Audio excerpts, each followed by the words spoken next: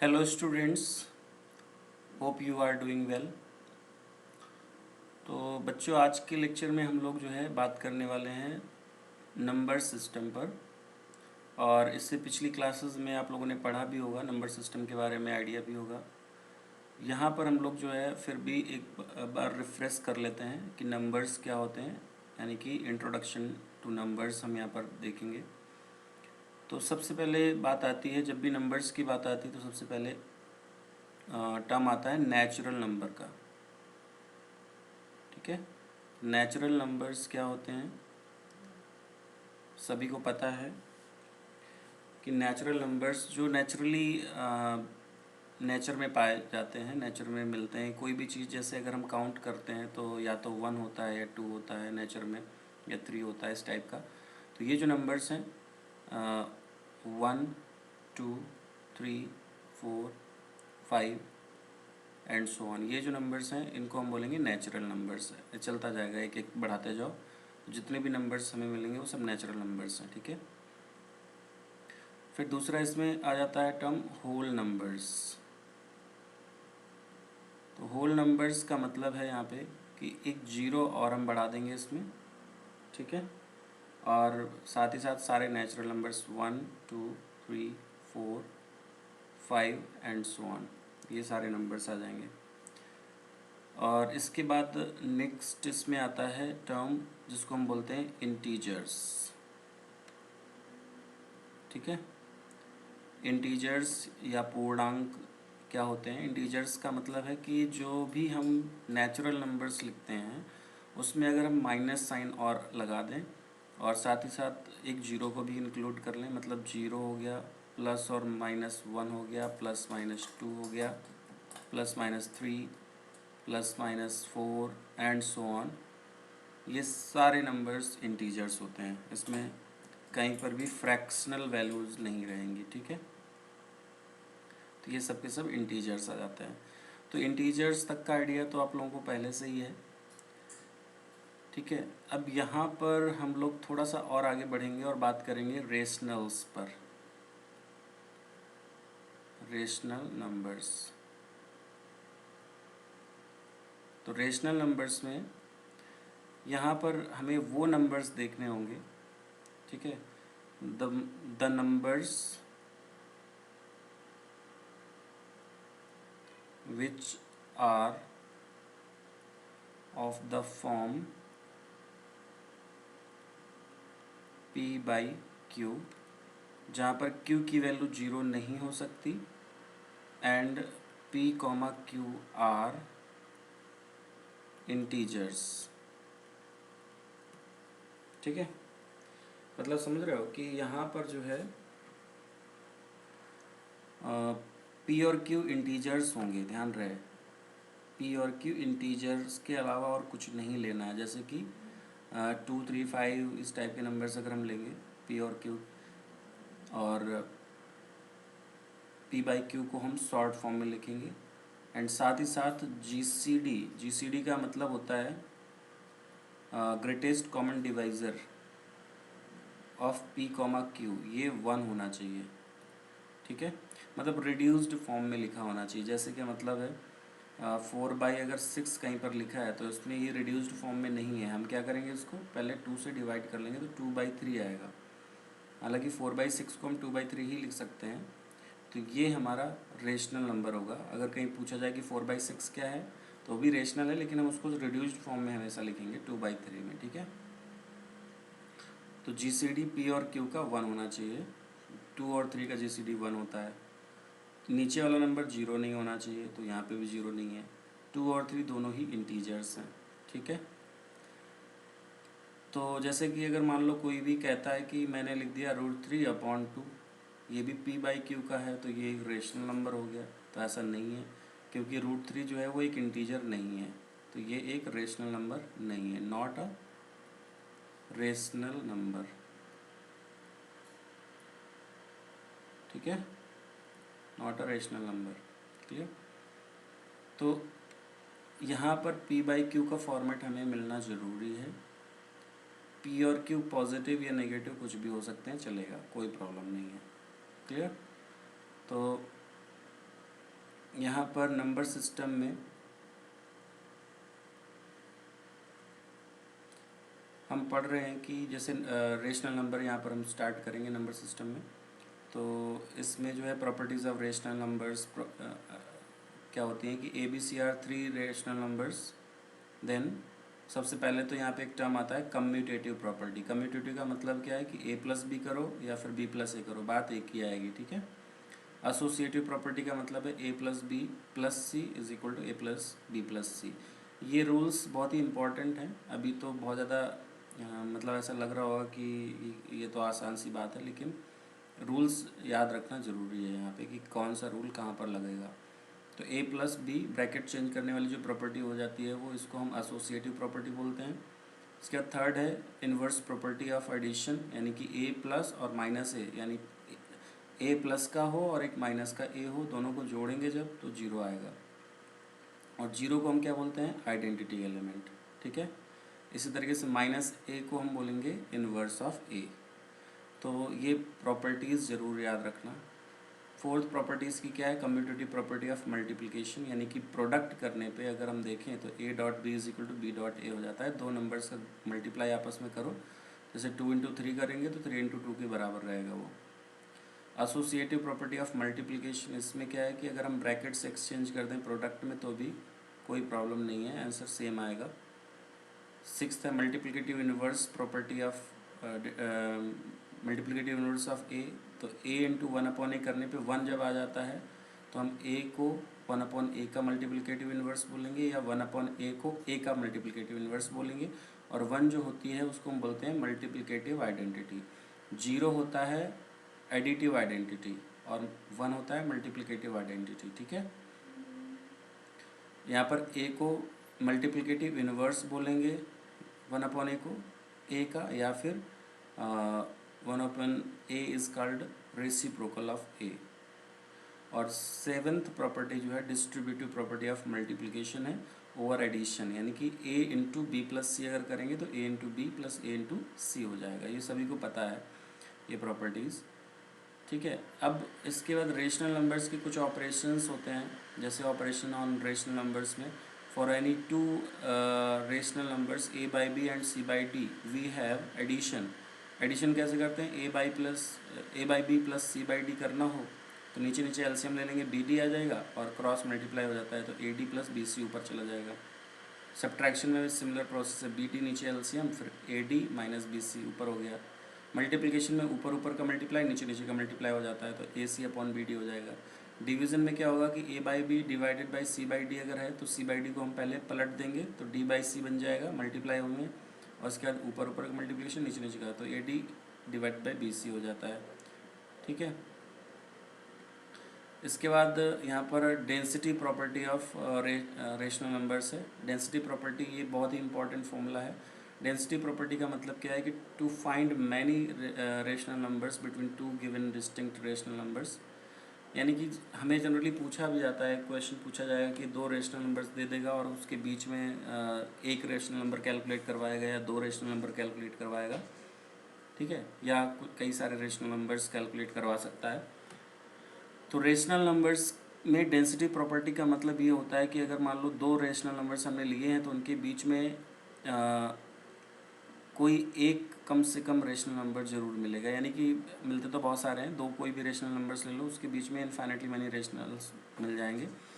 तो इसलिए जो तरीका है कई सारे रेशनल नंबर्स निकालने का, मान लो हमें मेथड 1 में let a and b be 2 rational numbers and such that a less than b, 2 rational numbers हमें निकालने ए और बी के बीच में। तो पहला जो रेशनल नंबर Q1 बनेगा वो a प्लस बी बाई 2 होगा, ठीक है। दोनों को जोड़ करके आधा कर देंगे तो वो Q1 मिल जाएगा, और फिर Q2 जो मिलेगा वो a प्लस Q1 बाई 2 कर लो। जो हमें यहाँ पे Q1 मिला है उसको पहले वाले के साथ जोड़ करके और डिवाइड बाई 2 कर लोगे तो वो Q2 मिल जाएगा। तो इस तरीके से a less than Q2 less than Q1 less than b आ जाएगा। और अगर मान लो Q2 हमें मिल गया तो फिर से हम Q2 और b को ऐड करके आधा कर लेंगे तो वो Q3 मिलेगा, और Q3 जो होगा वो Q1 से बड़ा होगा। सो a less than Q2 less than Q1 less than Q3 less than b, ये आ जाएगा, ठीक है। तो इस तरीके से अगर कभी रेशनल नंबर कैलकुलेट करना हो, जैसे मान लो सेकेंड जो मेथड है उसमें कह रहा है ए बाई बी और सी बाई डी, मतलब फ्रैक्शनल वैल्यूज़ अगर पहले से दी हों, तो उसमें हमें क्या करना होगा, पहले डिनोमिनेटर को हम इक्वल बना लेंगे मल्टीप्लाई करके, नीचे जो है बी डी कर लेंगे दोनों में, तो इधर बन जाएगा A D upon B D, इधर C B upon B D हो जाएगा। अब इसके बाद थर्ड स्टेप में क्या होगा कि ए डी और सी बी के बीच के हम नंबर्स देख लेंगे और कोई भी नंबर हम रैंडमली पुट कर देंगे और डिवाइड बाय बी डी कर लेंगे, आंसर आ जाएगा। जैसे यहाँ पर है find 7 rational numbers between 1/6 and 5/21। तो यहाँ पे नीचे 6 है, इधर 21 है, तो सबसे पहले हम क्या करेंगे कि नीचे इसके भी 21, मतलब नीचे नीचे एलसीएम सेम रखेंगे हम। तो 6 और 21 का सबसे पहले हमने एलसीएम देख लिया, हालांकि इन्होंने पहले मेथड से किया है, मेथड 1 से पहले। तो यहाँ पे कि 1/6 और 5/21 को जोड़ा और आधा कर दिया, तो ये आ जाएगा 17/84, और जो कि 1/6 से 5/21 के बीच में है। फिर Q2 निकाल लिया, और इस तरीके से ये प्रोसेस चलती जाएगी, लेकिन इसमें फर्स्ट इस वाले मेथड से काफ़ी लेंदी हो जाएगा क्योंकि फ्रैक्शनल वैल्यूज़ दी हुई हैं। मेथड 2 यहाँ पे सही रहेगा मुझे लगता है। जब हम एलसीएम लेंगे 6 और 21 का, तो 42 आएगा। अब हमने क्या किया कि 42 पहले वाले में बनाने के लिए 47 का मल्टीप्लाई कर दिया और दूसरे वाले में 2 का मल्टीप्लाई कर दिया, तो इधर 7/42 हो गया, इधर 10/42 हो गया।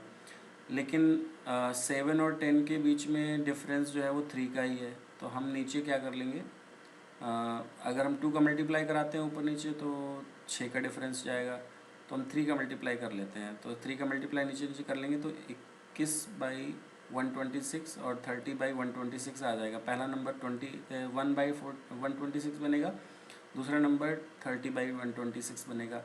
अब 21 और 30 के बीच में कई सारे नंबर्स आ रहे हैं, 9 नंबर्स हैं बेसिकली, तो कोई भी 7 नंबर्स उसमें से ले लो, 22, 23, 24, 25, 26, 27, 28 ले लिया, और नीचे 126 डिवीज़न में रहेगा। 7 नंबर्स आ गए बड़ी आसानी से, है ना। तो सेकेंड जो मेथड है वो बहुत ही अच्छा मेथड है, इसी तरीके से सॉल्व करना है, बाकी इनकी ज़रूरत नहीं है फ़िलहाल। तो ये फर्स्ट और थर्ड मेथड मत यूज़ करना, ज़्यादातर सेकंड मेथड यूज़ करना, ठीक है, क्योंकि उसमें कैलकुलेशन ज़्यादा नहीं होता है सेकंड मेथड में। क्लियर। अब इसके बाद यहाँ पे जो टर्म आ जाता है इरेशनल नंबर। इरेशनल नंबर का मतलब क्या है कि ऐसे नंबर्स जिनको हम p/q के फॉर्म में नहीं रिप्रेजेंट कर सकते, तो उनको हम इरेशनल नंबर्स बोलते हैं, ठीक है। जैसे रेशनल नंबर्स में ये सारे हो गए, तो रेशनल नंबर्स में जितने भी नंबर्स आ जाएंगे वो p/q के फॉर्म के रहेंगे, और उसमें हमने कैलकुलेशन करने का तरीका भी देख लिया, दो रेशनल्स के बीच में। अब इरेशनल में क्या होता है कि ऐसे नंबर्स जो रेशनल ना हो, a number is called irrational if it is not rational, ठीक है। मतलब रेशनल हम पहले चेक करेंगे, अगर देखा कि वो रेशनल नहीं है तो फिर वो इरेशनल ही होगा। मतलब रेशनल और प्लस इरेशनल दो ही टाइप के नंबर्स होते हैं रियल नंबर में। रेशनल और इरेशनल मिला करके रियल नंबर बनता है। पूरा जो नंबर सिस्टम जो भी हम जानते हैं नंबर्स के बारे में, वो सब रियल नंबर्स होते हैं, और उनमें दो टाइप होंगे, रेशनल और इरेशनल, ठीक है।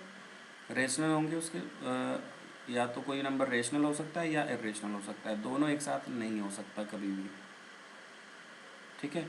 और डेफिनेटली इन दोनों में से कोई ना कोई तो रहेगा ही रहेगा। रेशनल नहीं होगा तो इरेशनल होगा, इरेशनल नहीं होगा तो रेशनल होगा। अब यहाँ पर जैसे एग्ज़ाम्पल की बात करें तो एग्ज़ाम्पल्स में आ जाते हैं, बहुत सारे एग्ज़ाम्पल्स हैं इरेशनल के। एक तो हो गया सबसे पहले तो पाई हो गया।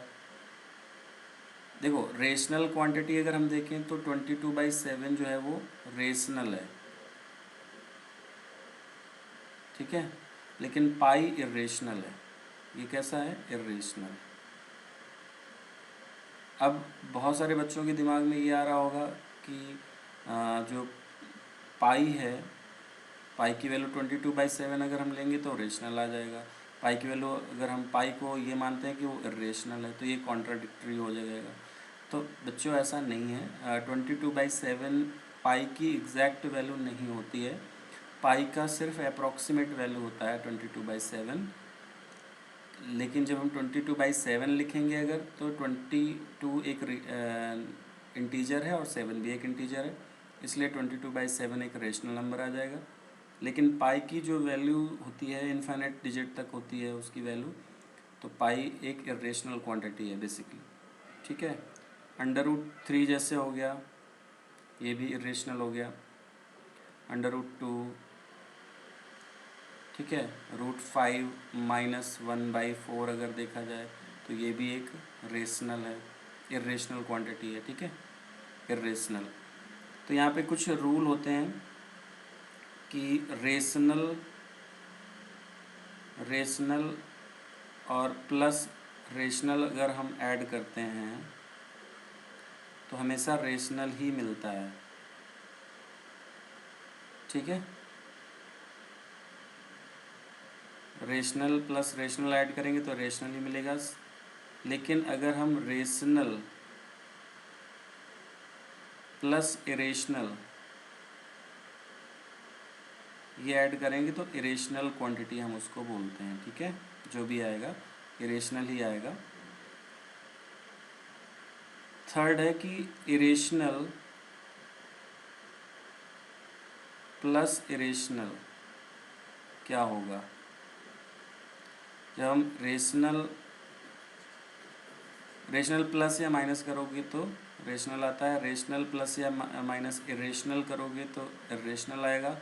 बट इरेशनल प्लस या माइनस करोगे इरेशनल के साथ में तो इसमें कुछ कहा नहीं जा सकता। इसकी दो वैल्यूज़ हो सकती हैं, या तो वो रेशनल हो सकता है या फिर इरेशनल हो सकता है, दोनों ही पॉसिबिलिटीज़ हैं यहाँ पे।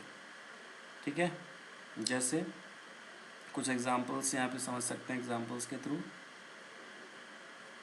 मान लो हमारे पास है 2 और एक 3, इन दोनों को ऐड किया 5 आ गया, तो ये भी रेशनल, ये भी रेशनल, ये भी रेशनल, पहली कंडीशन सेटिस्फाई हो गई। सेकंड में एक हमें रेशनल लेना है तो 2 हमने ले लिया, और दूसरे में इरेशनल यानी कि प्लस √3, तो ये कैसा आ गया, जो भी क्वांटिटी आ रही है वो इरेशनल हो गई। ठीक है, अब थर्ड केस देखते हैं। यहाँ पर अब हम दोनों क्वांटिटीज़ को रेशनल लेंगे, इरेशनल लेंगे। तो पहला नंबर हमने ले लिया √3 - 1, ये एक इरेशनल क्वांटिटी है, प्लस दूसरा नंबर हमने ले लिया √3 + 1। जब हमने इसको ऐड किया तो 2 √3 आ गई, तो ये भी एक इरेशनल क्वांटिटी आ रहा है। लेकिन अगर हम नेक्स्ट एक एग्जांपल लें, फोर्थ, जिसमें हमने √3 एक इरेशनल क्वांटिटी ली, दूसरी 2 - √3 एक इरेशनल क्वांटिटी ली। जब इन दोनों को ऐड किया तो 2 आ गया जो कि रेशनल आ गया। ठीक है, तो ये से थर्ड वाला रूल जो है जस्टिफाई होता है कि इरेशनल प्लस इरेशनल या irrational minus irrational can be rational और इरेशनल। ठीक है, दो में से कोई भी एक हो सकता है, कुछ भी हो सकता है, कहने का मतलब है। तो यहाँ पर इसमें जैसे कुछ क्वेश्चंस होते हैं, जनरली पूछा जाता है कि locate √2 on the number line. तो सबसे पहले यहाँ पे हमें लोकेट कराना है कि √2 को नंबर लाइन पर कैसे मतलब बनाएंगे। तो इसका तरीका मैं यहाँ पे बताता हूँ। ठीक है, कह रहा है कि locate √2 on the number line. तो सबसे पहले तो नंबर लाइन में क्या होता है कि नंबर्स लिखे रहते हैं। एक नंबर लाइन मतलब एक सीधी लाइन होती है ऐसे, और यहाँ पर नंबर्स लिखेंगे, सबसे पहले 0, फिर इसके बाद 1 होगा, फिर 2 होगा, फिर 3, 4, 5 एंड सो ऑन स्टेप चलता जाएगा। इधर -1, -2, -3, -4, -5 एंड सो ऑन। इधर साइड में ये चलेगा, इधर प्लस इन्फिनिटी की तरफ जाएगी वैल्यू और इधर माइनस इन्फिनिटी की तरफ जाएगी वैल्यू। ठीक है, तो ये नंबर लाइन है। Clear, number line. अब इसमें हमने जो अभी नंबर्स रिप्रेजेंट किए हुए हैं वो एक एक के डिफरेंस पर रिप्रेजेंट किए हुए हैं और इंटीजर्स हैं सारे, लेकिन √2 एक इरेशनल क्वांटिटी है, तो ये भी इसका लोकेशन कहीं ना कहीं मिलेगा। और हमें पता है कि between two rationals there is infinitely many rationals and there are infinitely many irrationals also. कोई भी दो नंबर्स उठा करके देखो तो उनके बीच में कुछ नंबर हमें रेशनल के भी मिलेंगे और कुछ नंबर इरेशनल के भी मिलेंगे। ठीक है, तो √2 भी कहीं ना कहीं यहीं पर होगा। अब हमें लेकिन पता करना है कि कैसे यहाँ पे हमें √2 मिलने वाला है। तो इसमें हम पाइथागोरस थ्योरम का यूज़ करने वाले हैं।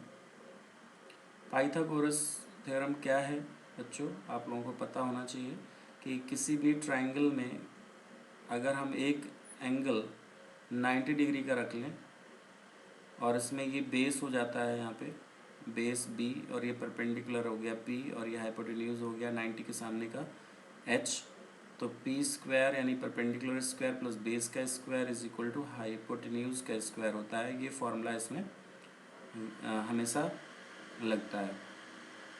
तो अगर मैं यहाँ पर P की वैल्यू भी 1 ले लूँ और B की वैल्यू 1 ले लेता हूँ तो हमें H² की वैल्यू मिलेगी P² प्लस B² से 1 का स्क्वायर प्लस 1 का स्क्वायर मतलब 1 + 1 मतलब 2। ठीक है, तो H² की वैल्यू 2 आ जाएगी, तो H की वैल्यू यहाँ से √2 मिल जाएगी। ठीक है, तो इसी कॉन्सेप्ट का यूज़ करके हमें नंबर लाइन में रिप्रेजेंट करना होगा √2 को। तो देखते हैं यहाँ पे कैसे करना है इसको। सबसे पहले तो एक नंबर लाइन बना लेते हैं। तो ये नंबर लाइन है एक, जिसमें हमने बीच में ओरिजिन रखा है, 0 रखा है, उसके राइट में 1 2 3 एक इक्वी स्पेस्ड रहेंगे, ये बराबर दूरी पर रहेंगे। इधर लेफ्ट हैंड साइड में -1 -2 -3 बना दिया। अब देखो यहाँ पर हमें क्या है कि h यानी कि हमारा √2 होना चाहिए, तो हम क्या करते हैं कि 0 से 1 के बीच में 1 डिस्टेंस है, तो इसको हम बेस ले लेते हैं। तो यहाँ पर हमें एक परपेंडिकुलर ड्रॉ करना पड़ेगा। ठीक है, हमें एक ऐसा परपेंडिकुलर ड्रॉ करना पड़ेगा जिसकी लेंथ 1 यूनिट हो। तो यहाँ से यहाँ तक 1 है, तो यहाँ से जितना है, ये जितनी लेंथ है उतना ही हम यहाँ पे कट कर लेंगे, आर्क लगा लेंगे इतना। तो ये हमें पॉइंट सपोज A मिल जाता है। ठीक है, अब हम O से A को मिला देंगे, इस तरीके से O से A को मिलाएंगे, ये आर्क लगा लेंगे और जितना आर्क है उतना ही आर्क हम यहाँ पर ऐसे रोटेट कर देंगे इस टाइप से। तो यहाँ पर जो पॉइंट हमें मिलने वाला है, ये वाला, ये जो पॉइंट हमें मिला है, ये दूरी कितनी हो जाएगी, क्योंकि ये इतना 1 है, ये भी 1 है, तो ये पाइथागोरस थ्योरम से √2 आ जाएगा। और फिर हम इसको सेंटर लेकर के ये आर्क लगा रहे हैं, तो जितना ये OA की डिस्टेंस होगी वही यहाँ पर ये B पॉइंट हमें मिल रहा है। ठीक है, तो यहाँ पर OA is equal to OB हो जाएगा या OB is equal to OA हो जाएगा, और OA है √2, तो OB जो है √2 हो जाएगा। मतलब ये जो पॉइंट है ये √2 यहाँ पे हमें मिल जाएगा। तो ये हमें √2 नंबर लाइन पर पॉइंट मिल गया। तो इस तरीके का प्रोसेस हमें करना होता है। ठीक है, तो आई होप क्लियर हुआ होगा, ट्राई करना तुम लोग भी इसको बना करके अच्छे से। तो ये √2 बन जाता है। इसके बाद कभी कभी √3 पूछता है अगर, तो √3 बनाने के लिए हमें क्या करना है, एक नंबर लाइन लेना होगा, plot √3 on number line.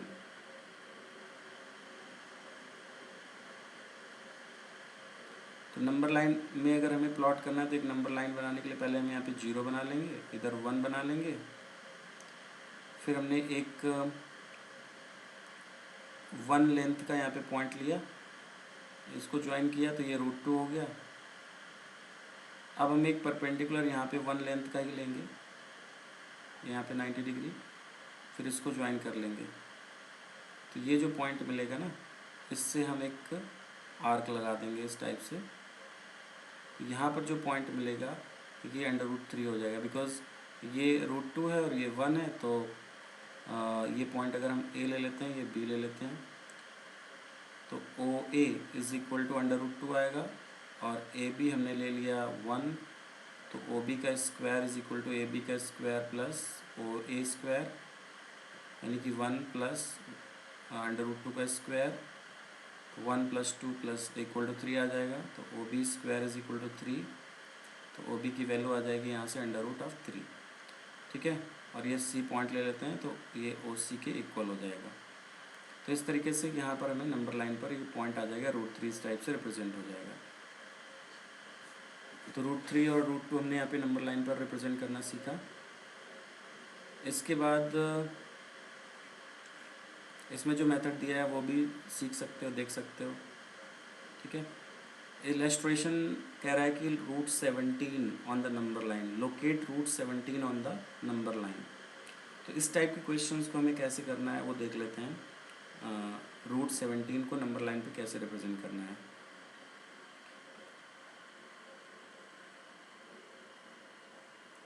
Plot √17 in number line.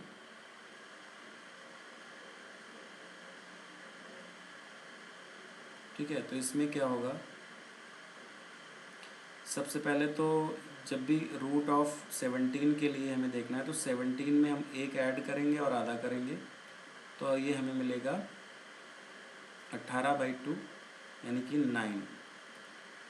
ठीक है, और 17 में जब हम एक कम करेंगे और फिर आधा करेंगे तो 8। इसका मतलब ये हुआ कि हमें ये चीज़ दिखाई दे रही होगी कि 9 का स्क्वायर माइनस 8 का स्क्वायर इज़ इक्वल टू 17 होता है, क्योंकि 9 स्क्वायर हो गया 81 और 8 का स्क्वायर हो गया 64। तो 81 - 64 करोगे तो 17 आ जाएगा।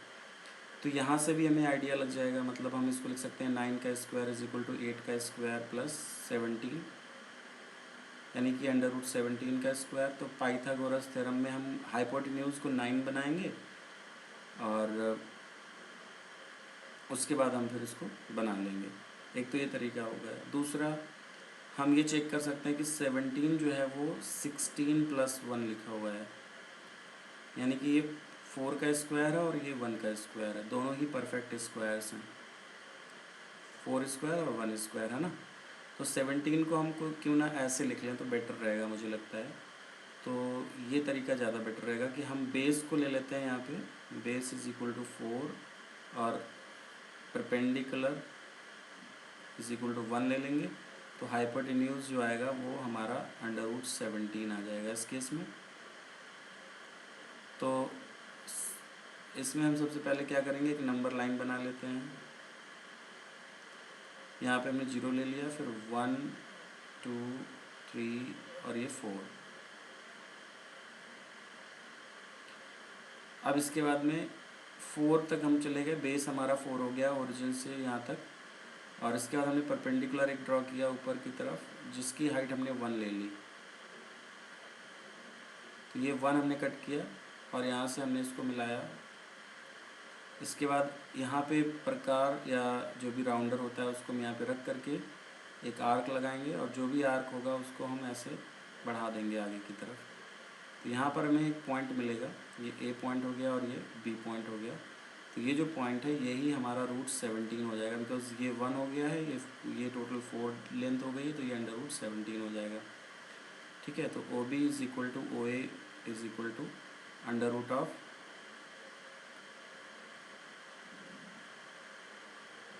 सॉरी थोड़ा सा टेक्निकल इशू था। हाँ, तो o b is equal to o a is equal to √17 यहाँ पर हो जाएगा। ठीक है, क्योंकि ओ ए को हम लिख सकते हैं √4² + 1 स्क्वायर, क्योंकि ये 90 डिग्री एंगल बनेगा यहाँ पे। क्लियर।